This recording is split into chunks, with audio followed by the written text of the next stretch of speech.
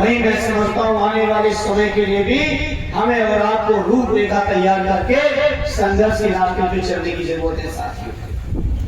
आज हमारे रमाशंकर राजभर जी विद्यार्थी जी कह रहे थे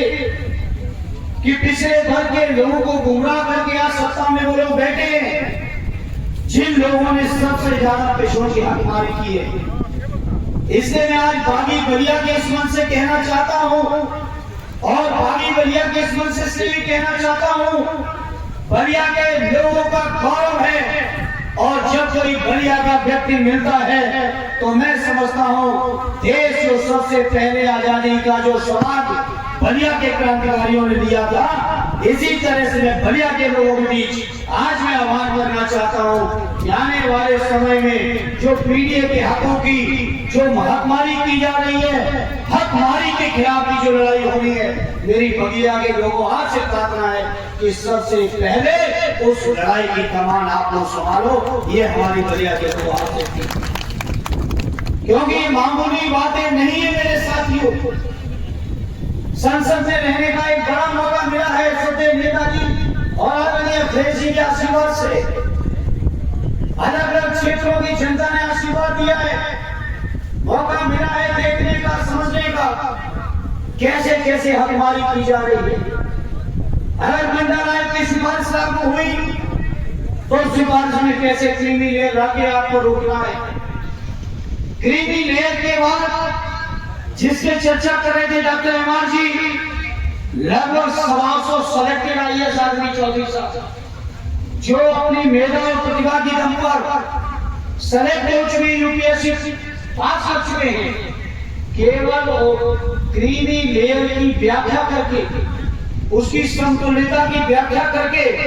हमारे आपके वर्ग के लगभग 125 आईएएस जो सेलेक्टेड हो गए हैं वो न्यायालय से लेके दिल्ली की सड़कों पर चप्पल चटकाने का काम कर हर स्तर पर। पहले क्रीमी लेयर लाओ, क्रीमी लेयर की व्याख्या कर दो, व्याख्या के बाद कुछ और ऐसा उलझा दो, प्रमोशन भी उलझा दो। उसके बाद आजकल तो एक और चल गया है एनएफएस, नॉट फाउंड सुटेबल। सोचो मंडली, बैठे सूरज भाई, बैठे प्रोफेसर राजीव जी, आपको इतने बड़े वर्ग के लोगों के बीच 85% वर्ग के लोगों के बीच जिनकी मेधा और प्रतिभा ऐसी है कि दुनिया का सबसे बेहतरीन संविधान अगर किसी को लिखने का गौरव प्राप्त है तो दलित समाज से लिखने बाबा साहब भीमराव अम्बेडकर।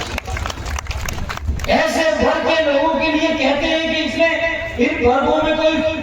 सूटेबल पर्सन ही नहीं मिला और एनएफएस में डाल के आरक्षण की हकमारी की जा रही है। इन सब चीजों को देखते हुए, चुनौतियों को देखते हुए, समझते हुए आज अखिलेश यादव जी ने जो फैसले लिए हैं, जो उन्होंने फैसला लिया है समाज को एक करने का, पीडीए के माध्यम से हमारे दलित, पिछड़े, आदिवासी, मुसलमान और जो हमारे गरीब भाई जो शोषित वंचित हमारे अनेक समाज के लोग हैं, उन सबको जो एक करने का फैसला लिया है। आज के इस मौके पर कहना चाहते हैं डॉक्टर अहमद साहब, भले ही हम लोग राजनीतिक भाषण दे रहे हैं या राजनीतिक तरीके से दे रहे हैं, लेकिन सच्चाई ये है रास्ते जरूर अलग अलग हैं, आपका तरीका अलग है, हमारा तरीका अलग है, लेकिन मंजिल सिर्फ एक है कि हम सबको न्याय आज इस मौके पर बलिया के सेवा की